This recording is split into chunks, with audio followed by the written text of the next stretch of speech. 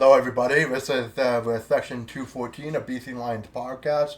I'm your host, Ascent, and I'm just here with Hammer this time around just for last regular season episode of the year, which I can't believe we've gone to this already. It's been a whirlwind Crazy. year. It's been a whirlwind year on and off the field, right? I mean, uh, and not only was it like a whirlwind year, man, the game not so much, but the day yesterday sure was. Yesterday we planned to do a recording last night after the game, but the BC provincial election said no, we're keeping you up all night, and it was just and it's turned out it's just going to be results that we're not going to find out until a week or two from now. It just and Yeah, crazy. Bit of suspense going into the election results. It also explains why our friend Jacob's not here today. Um, yeah, he's yeah, working at the election. Yeah, so he didn't get a chance to watch the game yesterday. So therefore he's not on the podcast. But what I did tell him after the election is that it was a good game. You got to watch the highlights. It's good confidence builder, and it is worth a watch. Um, I think I have some things to address for myself. I wasn't on the last episode, and that was simply because I was at Thanksgiving dinner. So I hope everyone enjoyed their Thanksgiving weekend. And also, I couldn't even watch the episode that you guys made because the next 3 days were so busy with me for midterms. And you just revealed to me before yeah, this episode started, you're going to the Grey Cup, so I will the see Grey you Cup. there. That's awesome. Yeah, yeah. It's basically the perfect bookend to how awesome this year was. We're all three of us are actually going to the Grey Cup game. My, So, yeah, just in true. I mean, we're getting like the sports podcast to experience. In our first year for the most part. Uh, and yeah, I mean, first of all, I'll say thanks, JS, for the work that you did, and yeah, you deserve your rest, honestly. because, yeah, you were Yeah, just talking about the whole whirlwind of a year for the podcast. It's ended on a bit more of a positive note that you're going to the Grey Cup. And also last year we were still a group chat, we weren't a podcast, but I remember I couldn't make it to the one regular season game you were at, and then you magically were able to go to the playoff game, so all three of us were able to meet. So yeah, a lot of cool things happening.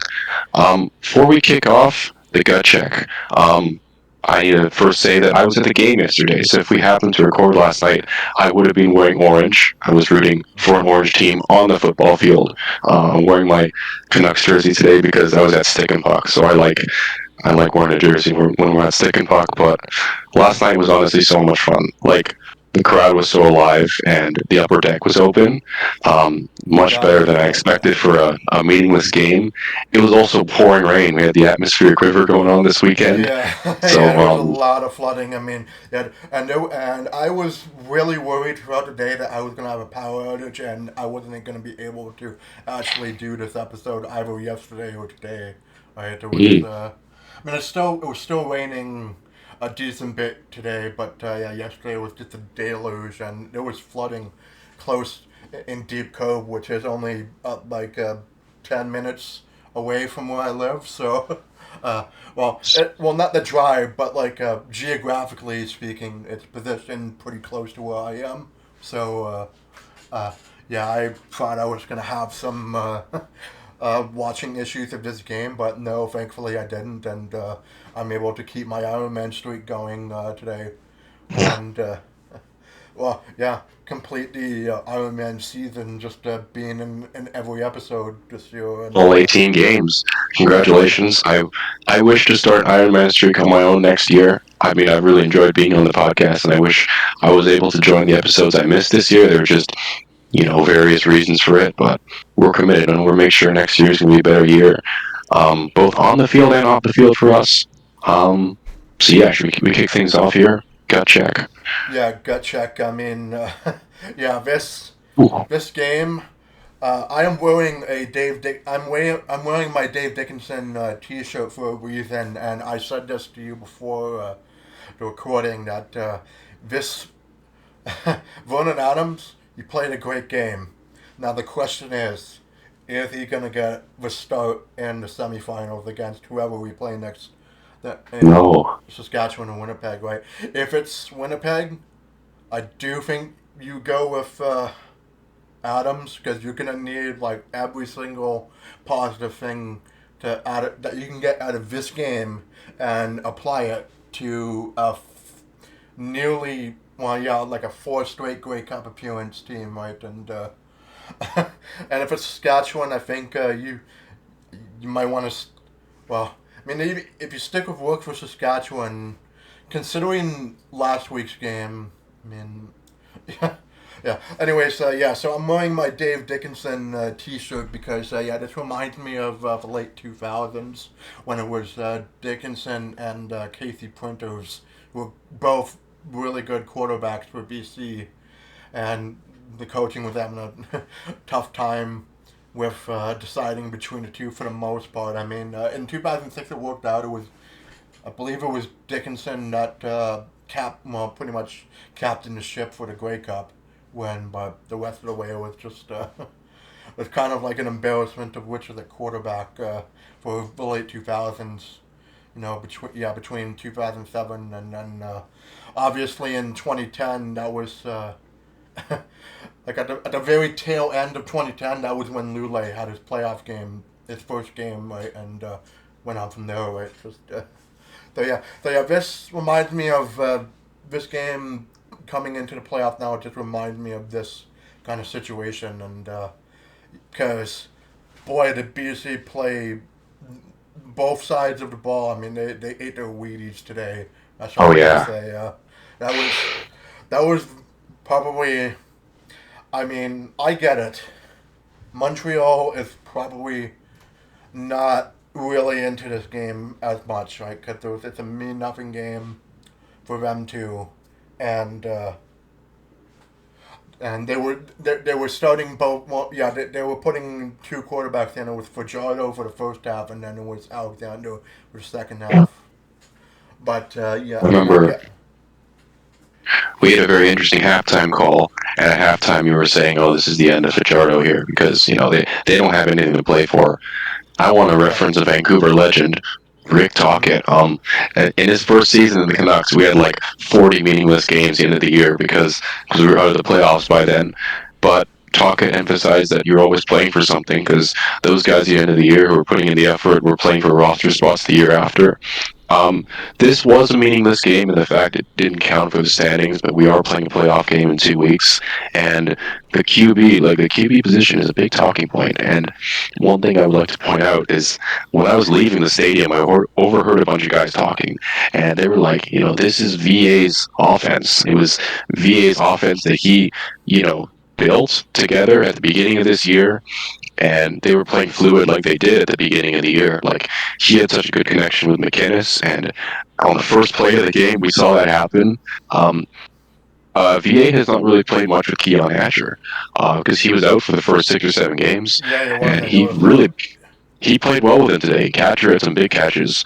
Um, Yeah. and another point to the whole meaningless game is that the crowd was on their feet. Like the first play of the game was a 40-yard throw to McInnes, and I was on my feet. I'm like, holy smokes, he did that. And then 2 plays later, we had a big throw to Hatcher, and we scored the touchdown. And that was a fun night, honestly. Yeah, It was that a good was. confidence builder. Yeah, I would say that that first drive was pretty much going to be the onus for the rest of the game, and just how it's really not making the coaching any job any easier. Really, I mean, it's kind of. uh, yeah, I mean, I was going to bat a lot of the season for Nathan Work, even in the struggles, right? But because again, he does have his good games in him, but I think now that I've seen Vernon Adams like play really good, even with like a Montreal team at their C effort, right, rather than their A effort, it's still yeah, I'm a lot honestly of really torn. yeah, We I'm had the torn. question the 2 weeks ago. We had the email question, VA or Rourke. I Yeah, I honestly hear don't people say know. that. Yeah. Yeah. Um, I think it was a bit easier to answer the question back then with work, but then he had one bad game, VA had one good game, and we played a playoff game as our next game. So you couldn't ask me to answer that question After a bye week too. with I mean, confidence. after a bye week too. And oh, hey, by the way, bonus episode next week too. Yes, I can't bonus wait for that. episode. But You know, yeah, so yeah, they've got a lot. Yeah, so I mean, I guess on a final point for the gut check, I'll say that yeah, they do have a lot of time to think this one through, uh, to prepare for either Saskatchewan or Winnipeg, and yeah, that's. I think if you're going against. I mean, the team will probably say, "Oh, it doesn't matter who we face. I mean, we could probably beat them," but I think it does matter because, for one thing, yeah, I think Winnipeg and Saskatchewan are two completely different football teams. Right? Just, uh, yeah, that you might play a know, role in the decision. yeah. I Uh, mean, I really, I am really dreading, because if it's Winnipeg that we're gonna face in the semi, that's gonna that would, I think we've said it enough times by now. yeah, How that's gonna feel. I want to yeah. say one thing. So we do have a bye week, obviously, going into the playoffs. Mm. I think it might come down to who practices better, or who they feel like the game plan is, or their opponent. Like, there's so many factors at play here. There's a I see lot of these tweets factors, how yeah. Rourke trains better than most quarterbacks you'll ever see. Like, he's out there for an hour after all the team leaves. But I'm not doubting Vernon's ability as a competitor too. Like, he's improved so much for last season. So I don't know. What will Rick Campbell think? Yeah, it's probably we as found we can just sit down and say we can say this with confidence that we can Yeah, see yeah, but for the coach it's like it's literally your job might be on the line because this is not like it I could think be. we'll get to this in our bonus episode too, I think, but I think we'll say that for our standings prediction to see if it's come to fruition most of the time, and Really brutal. I almost had it completely correct up until the last 3 weeks of the season. Now, right? uh, You kind of Crazy. wish wish the season would have ended like any week before the last 3 weeks. Yeah, if it ended in like But week that's, 6, I would have been going, "Yep, I'm right." at one point we were an under 500 team that was still in first place in the division. So I honestly have no words to describe the season, but I think we have in our many episodes so far. So there's a lot of titles I used, but I think the title I'm gonna use for yes, this season is like unpredictable. Uh, yeah, just what yeah, happened, that right? sums it up. What Okay. happened? Yeah. So Stats. let's get off of that and let's get into the the game recap part and the statistics read of the game. So yeah, we're getting into. We won't spend too much time in this game, but talking about this game, but it is important part of the episode anyway. So It's fun. yeah. It was a good game. It was a good game for me to watch at home. I mean, yeah, the broadcast. I will say that in the fourth quarter, something funny was happening that the broadcast was saying that I kind of did a double take and going, "Am I hearing that right?" uh, but yeah, I'll get into that when we get to that. So yeah, let's go over the stats. So yeah, for BC, Vernon Adams Jr. He boy did he look like his.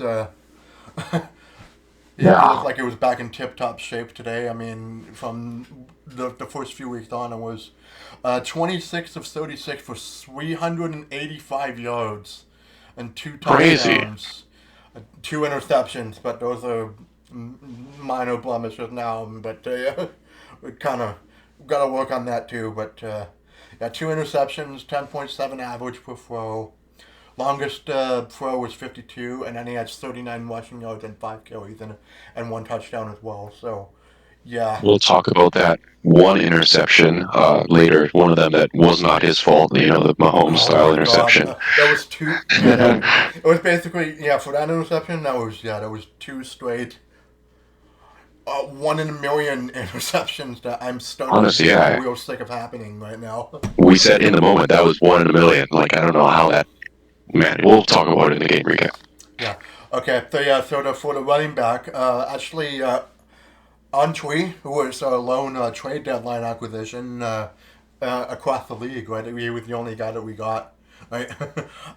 Antwi had 6 carries for 71 yards, 0 touchdowns, 11.8 on average, and his longest one was 26. So he had a revenge game because he's playing against his former team too, right? So, We um, love taking Montreal running backs. yeah, and Next well, one. yeah, Sandbeck. Well, he didn't have nearly as good of of a revenge game as Antwi did, but he had decent. Like we didn't need him to drive the offense. Let's just say he had 6 carries for 28 yards and no touchdowns, and he ran for 4.7 on average. An 8 yard one was longest, and of course he tacked on 2 catches for 6 yards. So, yeah, he wasn't needed very much at all today, which was good, right? His revenge game was used up in Montreal a In couple weeks Montreal ago. on my birthday. Yeah, yeah. Yes. So yeah, sweep the first place Montreal Alouettes. Wow, that's Good so yeah. achievement. Yeah, pretty good. Well, I mean, yeah, we've dominated Montreal a lot, and BC plays too, but this was a pretty good domination too. And especially the receiving core here. Man, these numbers. Well, yeah, Hollins had 3 catches on 5 targets for 39 yards, a touchdown, and he was 13 on average, and his long catch was 23. So yeah, that was a good game for him. Of course, McInnes looked really good here too. He had 7 catches and 11 targets for 106 yards. It's nice to see him get a 100+ yard game again. Uh, no touchdowns and 15.1 average per catch, and his longest was 43. That was a good long bomb of a catch too. I think I remember that one, but then Abraham, that's our favorite Our today. favorite. Yeah, our favorite. He got targeted a little more today, but he only got like 4 catches for 44 yards, no touchdowns, and 11 on average, and his longest was 18. So yeah, it was. I mean, we So didn't that even. average about 10. Yeah, we didn't even need him to really do a random clutch touchdown catch at all.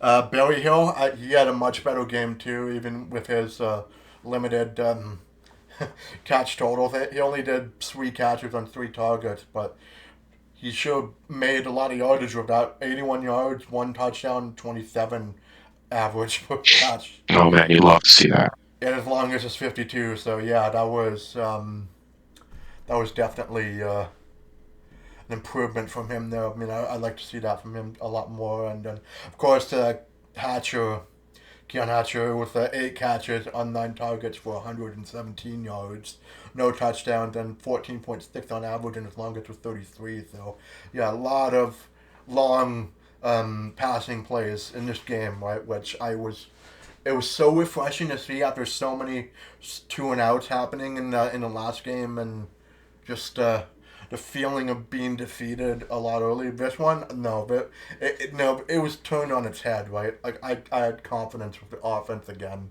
right? It felt It like was fluid. it was fluid, it was beautiful, it was perfect. Yeah. I don't know the exact quote from the boys, but it was it was beautiful, it was perfect, it was pristine. uh, Yeah, and as much as I like shouting out the offense, I mean the defense and special teams did their thing too. The defense, man, two sacks, Haladic and Betts, who I love seeing on the sack and counter there, right? I mean Betts especially, right? And Haladic had a really good game, and there was one tackle he did that Oh yeah. I had to put it with an emphatic tackle. Right? It was He was our MVP of the game. I would yeah. love to talk about it more. Yeah, unfortunately, well, I mean, we didn't get any interceptions, but didn't need to because there was a fumble and there was a forced fumble and a turnover on downs, right? So that's a decent balance of turnovers there. Varga had a pretty good game too. He had 8 tackles. Edwards Cooper had 6 tackles, and the rest of the team had less than 4. So yeah, it was No. just total Varga having good games seems to be a bit more common, so I love to a see that. lot more common. Yeah. Uh, Yeah, I think I noticed that in the past few games, even in the ones that we've lost. I mean, he never quits. uh, Mhm. yeah, so yeah, for special teams, Sean White. I mean, we didn't need him to be as prolific as he has been in a few games, but he went 2 for 2 on field goals and 3 for 3 on extra points, so that's pretty good. Just a Just as standout for needed. him. Uh, yeah, and then Flintoff for punter, he only did 3 punts for 133 yards total, and averaging 44.3. So yeah, the less you see the punter, the better. Uh, and then I do want to say this, Williams. I was hoping you would get a kick return touchdown at some point this year, and you just did not get it today. Um, Maybe he's saving it for the playoffs. I don't know. Yeah. I was thinking So before the game, I'm like, okay, I'm hauling my ass out downtown to a meaningless game. Maybe Terry Williams could give me something like a kick return touchdown. He didn't do that. He didn't no, get very far either on any of his kicks. no. Actually, yeah, there were a few kick returns where I called it a Williams special, where it was just no yards flags. Right. It was. Uh, I was really rooting for him to get just one kick return touchdown, and it just didn't happen. And I think I I do not remember in the entire time I've been watching the BC Lions game. I don't think I've ever seen a team go the entire year without having its kick return touchdown at Yeah, all. Right? That was it's directly related to the returner we have. So yeah, yeah. I mean, that's how it is with Terry I Williams. yeah. I hope he's saving it for the playoffs because yeah, he Hmm. only had just 55 yards. Like it was only the punt returns he had, right? Because I think all the kickoffs went. Uh, it was a lot of the kickoffs were either penalized or just wasn't returned, right? So, or had penalty yardage, right? So, yeah, only 4 punt returns for a total of 55, and yeah, his longest one was 20. So, yeah, Oof. I was hoping, yeah, again, we were hoping that he would break something out for yesterday, but no, wasn't meant to be. Hopefully, we can get some kick returns for next year for a touchdown, right? Just we've been missing. I've been missing that. I've been seeing the rest of And the league do that, but not our team. So yeah, I'm just turn it over to move you for the on. Montreal stats, which Montreal stats, and there's honestly not much to talk about here. no. So we'll start things off with the first half quarterback, Cordy Fajardo, 7 for 9 for 67 yards, no touchdowns, no interceptions, 7.4 average per throw, and 16 rushing yards on 2 carries. I can't remember if he got sacked once or twice, but however many sacks he got, it felt like he got Twice. one more okay, because there was one drive where he got sacked on the second down, but on the first down, basically got sacked, but he threw it away before he could get sacked. Alexander, he went 11 for 16 for 67 yards. Wow, so they have the same amount of yards, except he averaged 4.2 per throw. 28 rushing yards on 4 carries, averaging 7 yards, with his longest run being 26. So that was really eating up by a lot of it. Yeah, Running back stats. Scott the third, 7 carries for 33 yards, averaging 4.7, and 3 catches on 3 targets for 20 yards, with his longest being 9 yards. The receiving core, Thomas Erlington, 6 carries, also not receiving core, no. another running back. He had 6 carries for 17 yards, longest was 10. Uh, the receivers, Julian Grant, 3 for 4 for 27 yards, longest 16. Snead, 3 for 5, averaging 9.3, longest being 20. That was later in the second quarter. Rambo, 3 for 4 for 18 yards, longest 7. One of my Speaker, three favorite for names. five. Rambo, yeah, I love that name as well. Speaker was 3 for 5 for 17 yards, longest being 7. And the defense had 1 sack and 2 interceptions. One of the interceptions was just a weird lob throw at the end of the second quarter. That other interception was even weirder than that, with Aberhart juggling the ball and it ending up in the receiver's hands, just like last week's game. Yeah. Just Yeah, yeah, yeah. Again, just two straight games where it was just one in a million just kind of interceptions going against us, and I thought maybe I should do a lottery ticket or something just to offset the really bad luck of the team, right? Because it feels like that, right? It's uh, We're getting lottery tickets struck onto us for the bad luck at this point. oh my goodness, yeah. And the Oh, interceptions came from Sutton and Burbett. No fumbles, no turnover on downs. Sutton with 6 tackles and Sankey and Burns with 5. The rest of the team had less than 4. I want to bring up something special here. So Malta, the only points of the game, 1 for 1 on field goals. yeah. And this was so confusing. I was talking to people in my section about this. He kicked it from like 5 yards out, so it was automatic, and he kicked it far to the left. He still made the field goal because you got not much space to miss, but it looked like he missed. Um, but on the jumbotron, it didn't.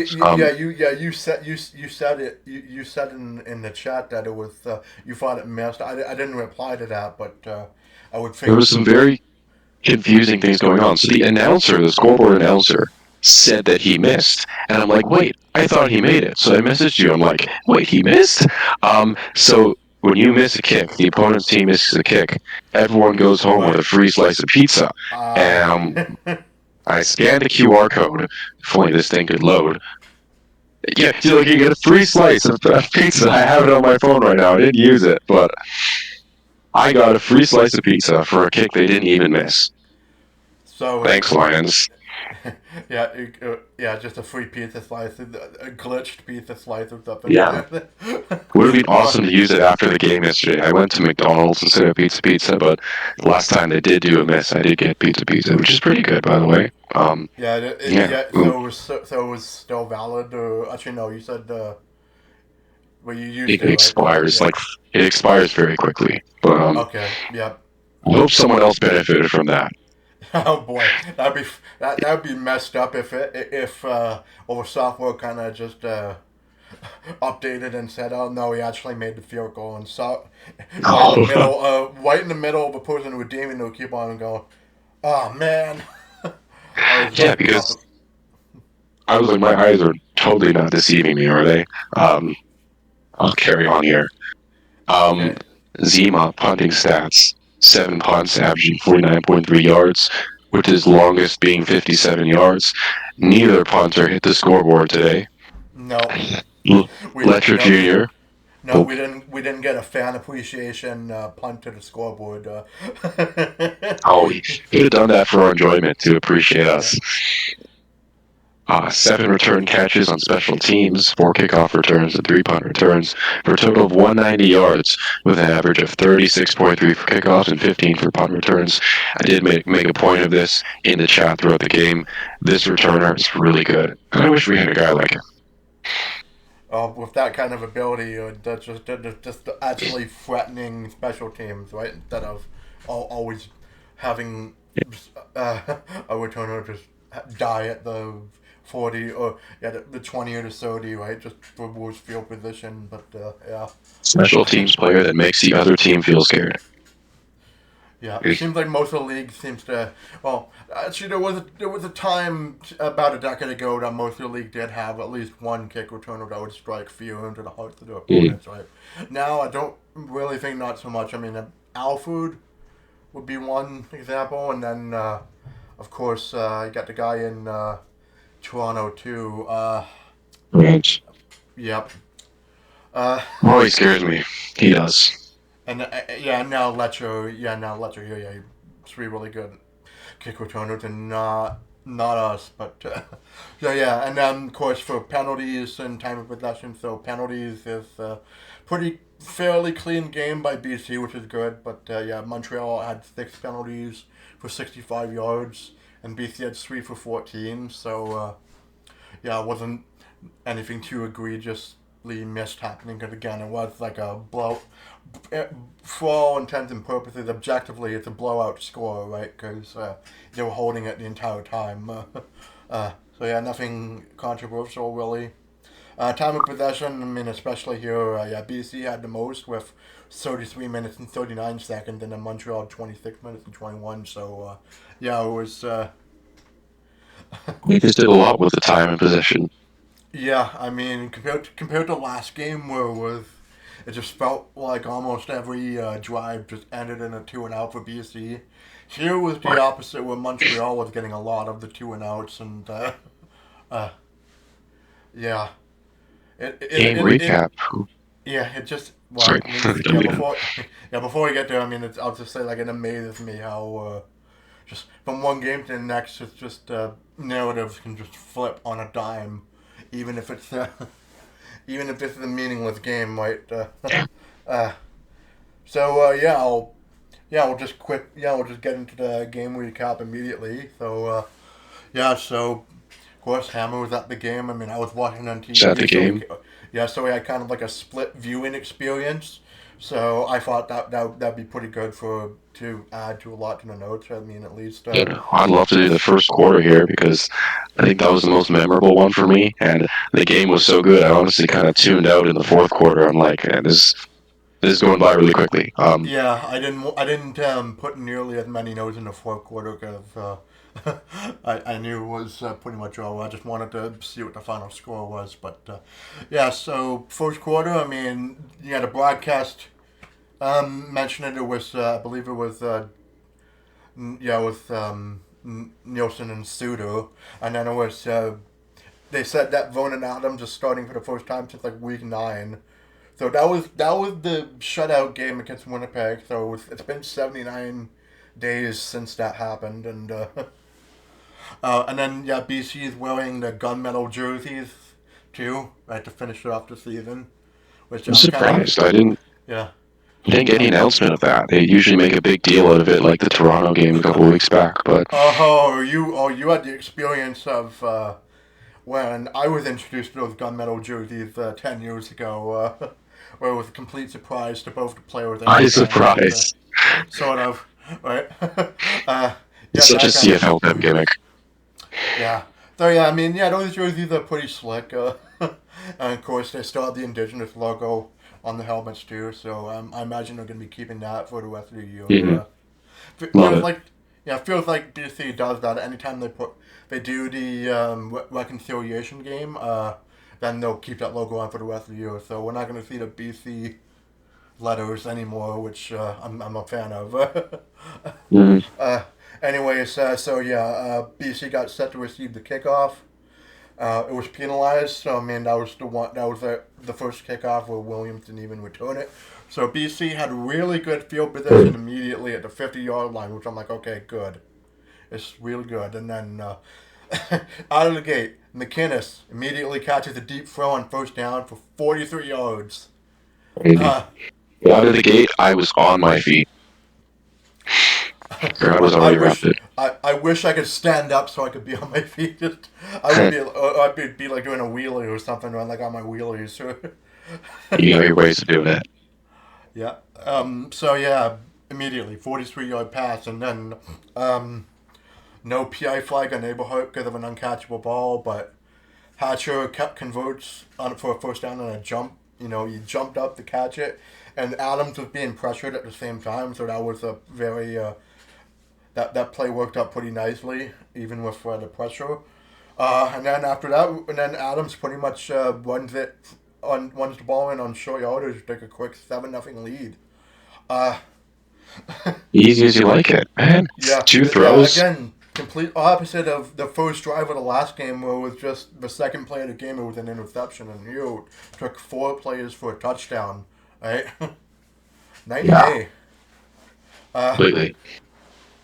yeah, and then yeah, Montreal got the ball on the kickoff to the 37, and then yeah, the broadcast did say that Fajardo might have limited snaps in the start. I mean, and you said it too, that I said that I figured that Fajardo would probably be just doing the first half and nothing else, and I was right. Mm. But yeah, so Fajardo for his first drive, they only really get they don't get really a whole lot on their first drive. I mean, there was a first down conversion by Speaker, but it was negated by an offside penalty, which I'm like, good. uh, an O lineman did get injured on before the two and out punt, which was pretty, which was sad because I hate seeing players getting injured in meaningless Yeah. games, right? Uh, Especially if they're they're like really psyched up and amped up to get ready for the playoffs and they can't do it because they get No, right. Just the way it goes. Uh, so it's yeah, but yeah, the defense did really well, forced two and out, and then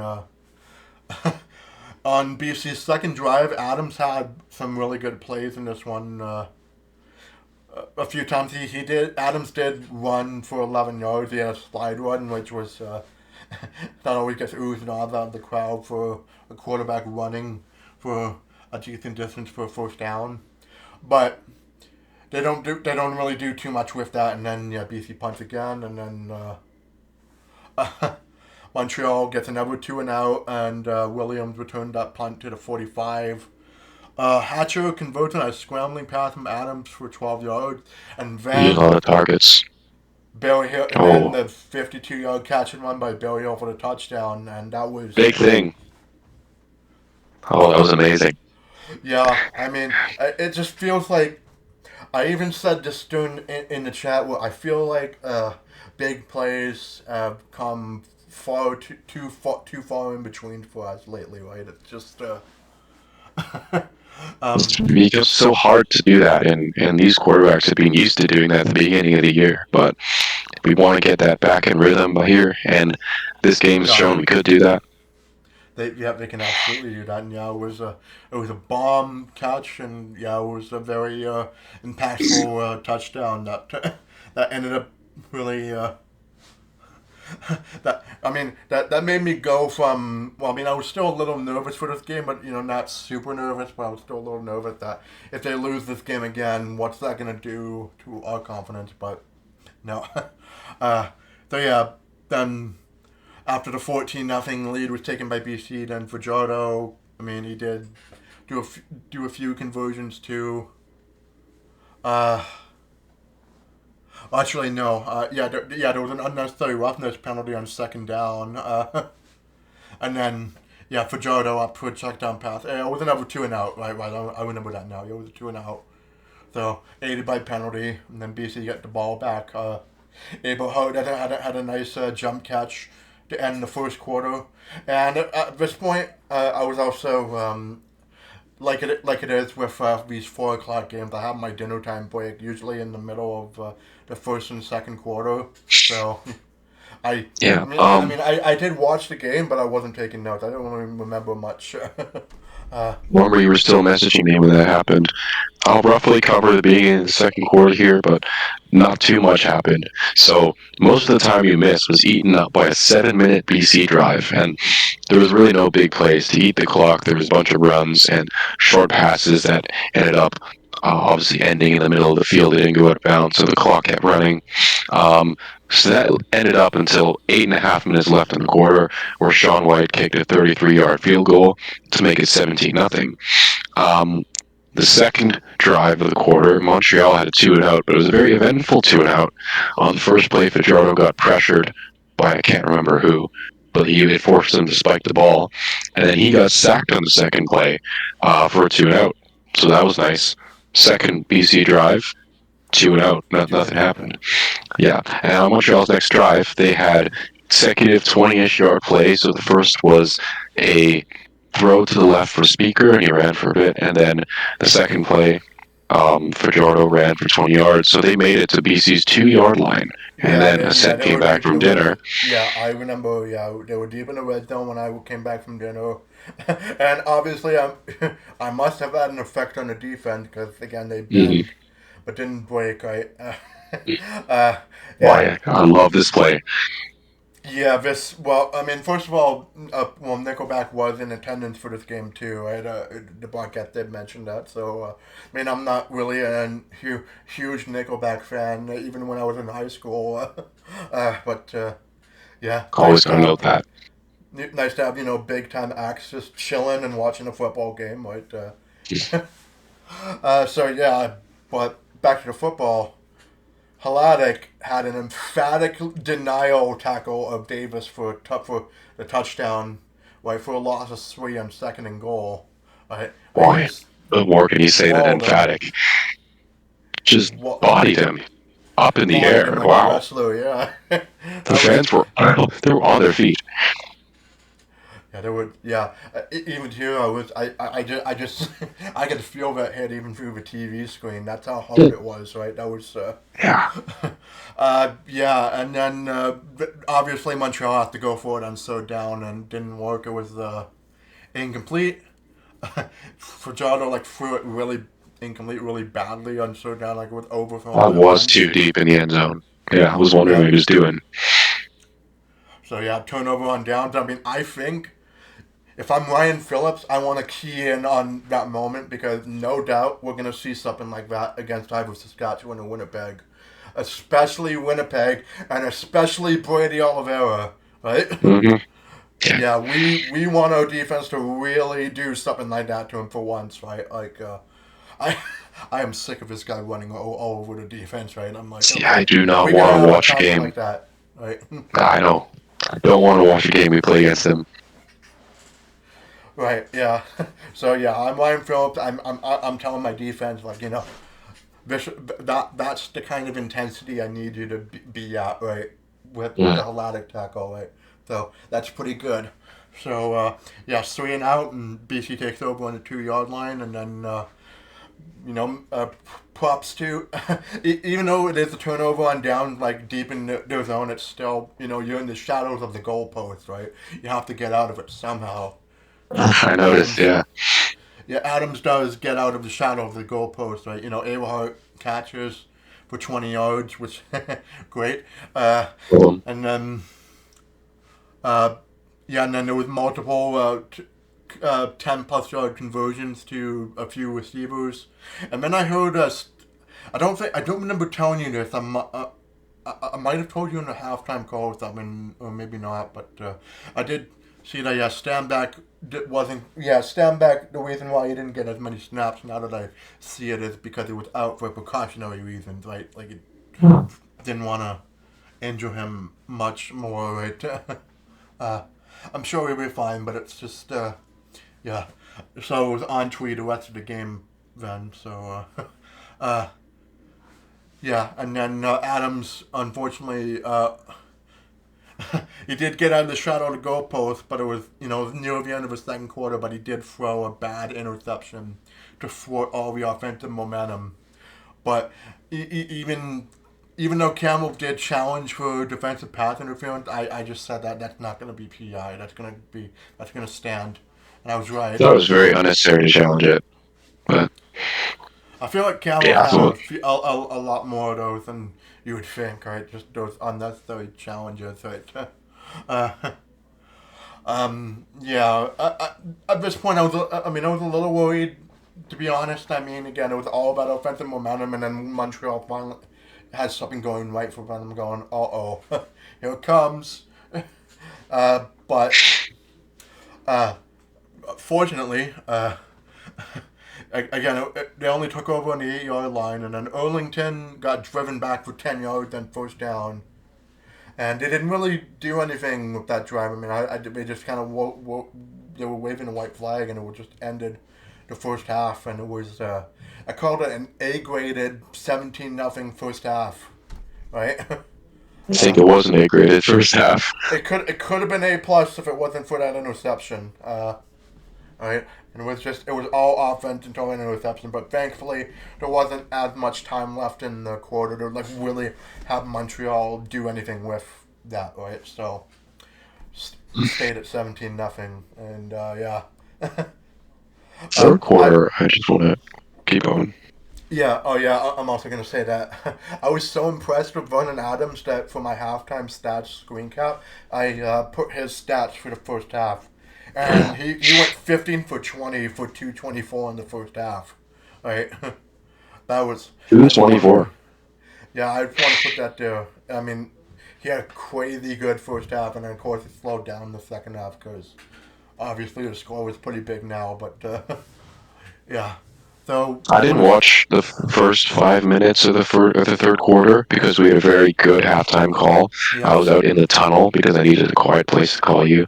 But we were very enthusiastic about that first half, and then I went to the bathroom and spent some time in the concourse. I came back because I mean there wasn't too much pressure to be back in this in the bowl. I'm like, there's a lot of confidence here, so Yeah, I you wouldn't be can take doing that over. for I wouldn't be doing that for the Grey Cup though. I want to like spend Oh every no. single minute watching the game as much as possible. Like it's a lot of money for those tickets. You know, if this game had any consequence, I probably would have been back in the bowl immediately. But yeah, But yeah, so yeah, third quarter. I mean, Montreal did get the kickoff return. I did think Letcher. I did thought Letcher fumbled it a little bit, but no, he didn't. Alexander at this point, Davis Alexander took over as the quarterback. Montreal. I mean, he didn't do.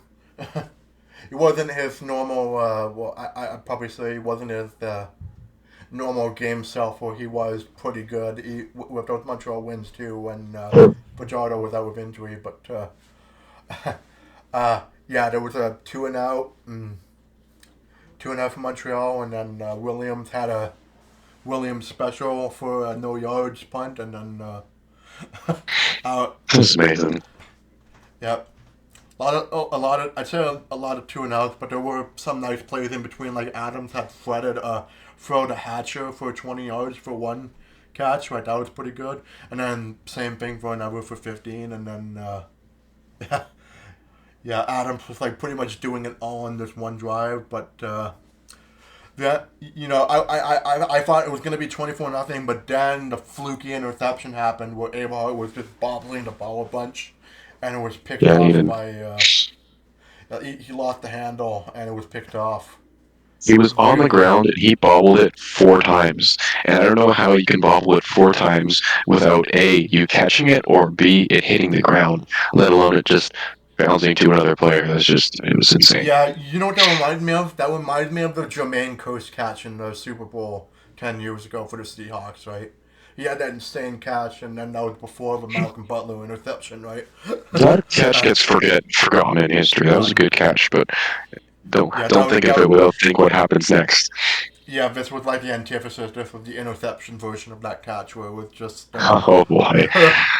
uh, yeah. But thankfully, again, Montreal didn't really do much with this one either. It did. Yeah. Well, I mean, there was a near interception for BC and Lane. Like Alexander did have a deep shot to Speaker, but he just overthrew him barely. Uh, yeah, and then then they punt again, and then Barry Hill on the next BC driver was Barry Hill converting for 20 on a first down pass to the 50, and then Holland had a wide open conversion pass to the 30. That was a wide open. It's I good really to thought see that was him going to go back. for a touchdown, right? But yeah, is it? But yeah, I mean, eventually it does lead to a touchdown after some more decent yardage totals for the passing, and then yeah, in the red zone, and Holland and catches and makes an easy run in for a touchdown to have the lead extended to 24-0, right? Yeah, it's amazing. And yeah, I mean at that point I was like, okay, once it's the fourth, yeah, Montreal like had the ball. It was second and short, and it's 26 when it turned over to the fourth quarter, and I just I didn't put as many notes here, but I do want to say this. I did mention that there was something about the broadcasting that I wanted to highlight here. I felt like Dustin and Glenn were openly advocating for Adams to start the semifinals game. Right? uh, they were saying it as much, and I'm going like, okay, I guess you're speaking truth to power here. They were just yeah, I mean, especially Suter. I mean, Suter for all he does.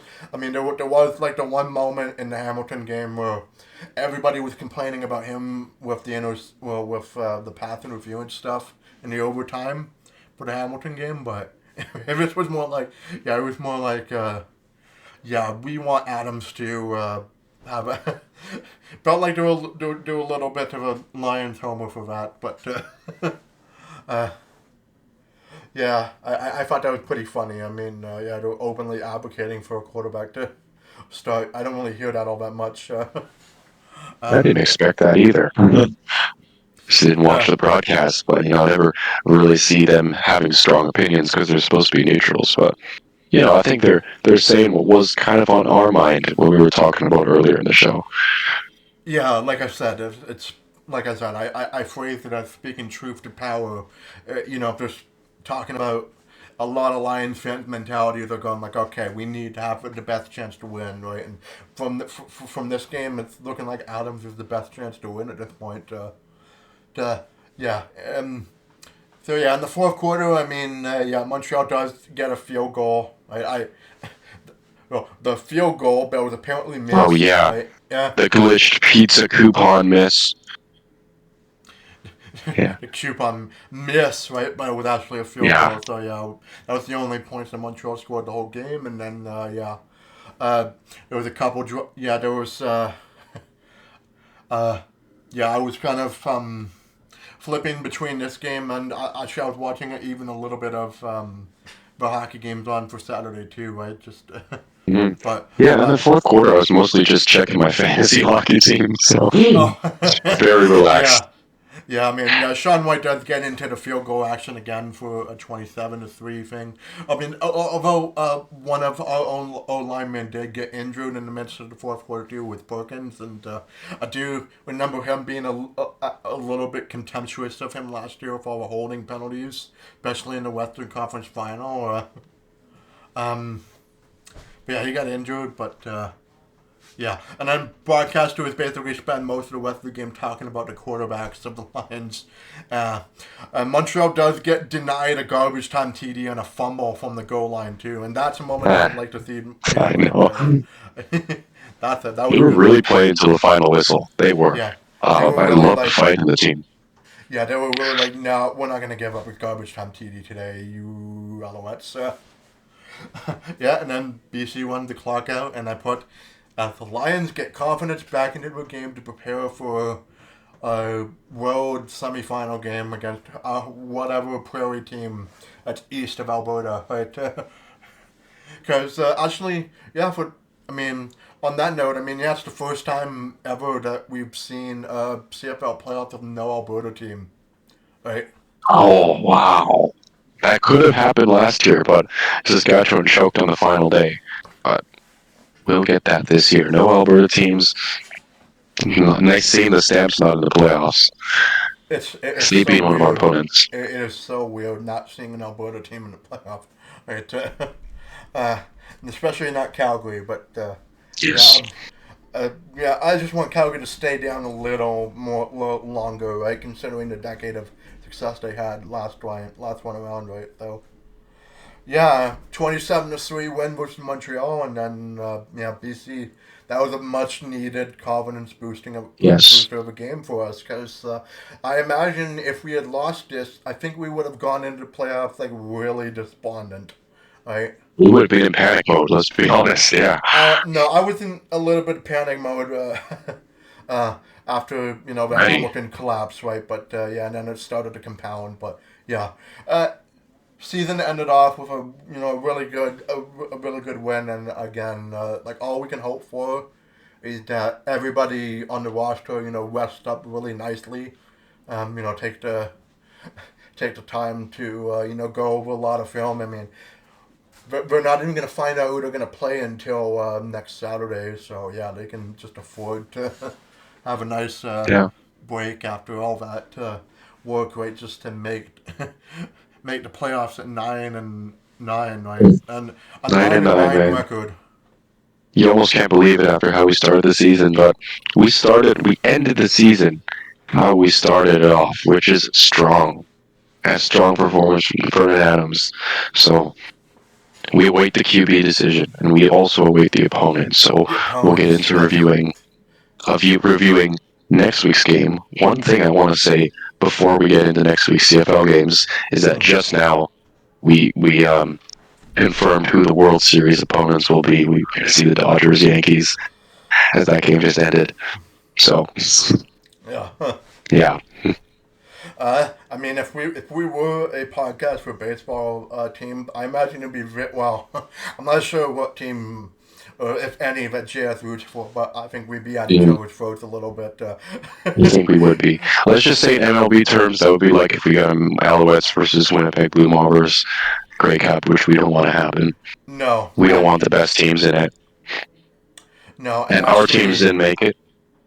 yeah, our team is again in the exact same position as it was in 2006, where they were the third place 500 team. That was oh, that team was under 500, but yeah, this team was like at 500, and yeah, we went from looking like favorites before the season to now looking like a one and done. But I mean, I still, I'm really hoping that we have a really good run out of this. But this regular season, I'll just end off and say, well, I mean, we'll talk about the bonus episode too a little bit too, but I'll just say for this regular season, I mean, on the field it was pretty. A lot of it was pretty special, and then some of it was not so much. Mostly the losses, but yeah, and then the other stuff, we went through the Lions subscribing to us. We had a pretty good viewership count on shorts, and then We uh, did. our fan See if we can get mail. see if we can get any shorts from the Grey Cup or from just various things going on. We'd love to do that. The Yeah, Grey Cup's a pretty good opportunity I for that. I'm just hoping it's the Lions that's in there, like, so it's just Yes, I know. yeah, uh, yeah. So Sign yeah, in. it's been a really incredible up. It's been an up and down season, but it's mostly, I'd say it's been mostly ups, even with the 500 record, right? Yeah, I'm glad. Well, yeah, I mean, I'll probably mention it in the bonus episode when we get it with JS2, but I'll say it to you. I mean, this is a great year, right? The Yeah, it's been a great year. for debut year for the podcast, right? Hmm. It was. um, I do enjoy podcasting. I love it. I think I've been saying we've been improving every episode. So what's it going to look like 1 year from now, next year in the final episode? So I'm really excited for the future of it and just all yes. the things that have happened throughout the year. And I'll try my best not to miss as many episodes as I did. I am going to start an Ironman streak next year. So let's see where that goes. Yeah, Congrats, Ascent, on the Ironman streak. yeah, Yeah, all 18 games. I'll keep doing it next year too. Right, just be the Phil Kessel of CFL Mm, podcasting. smart uh, guy. yeah, like 5 straight years of episodes for me, right? That'd be great. Anyways, yeah. So yeah, next week, yeah, we'll be doing a bonus episode. So that'll be the last 6 questions on a little wheel of questions, including, I'd say for me, for us, our most anticipated one is the one that's a wild card Moai. question, right? The Moai question, yeah. Yeah. Uh, You're asking me something. I'm asking Jacob something. So I think I know what I'm asking him. But I don't know what you're asking me. So we'll see about it. Yeah. I already know what I'm asking you, and it's probably gonna be it might be at a left field for you, but it might not. We'll see. It's kind We'll see. of but yeah, so yeah, we'll do that. We'll do the real questions, and of course, I'm also choosing to recap the Bombers and the Montreal game next Sunday. No, Saturday. Yeah, Yeah. We'll yeah, see when we record that episode. Because yeah, Saturday night is Canucks game. yeah. Saturday night's the Canucks game, and it's also the Riders are also playing that game too. So Yeah. at the same time too. So, but I chose Winnipeg because I think well, if Winnipeg wins that game, then that Saskatchewan game's gonna mean nothing, right? So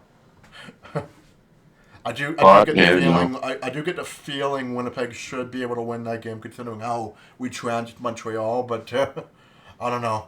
We'll see. Maybe Winnipeg just intentionally tanks that game just to have a free playoff win against us. Maybe that would hmm be insulting, right? That would be like, oh, you're that confident, are you? Okay.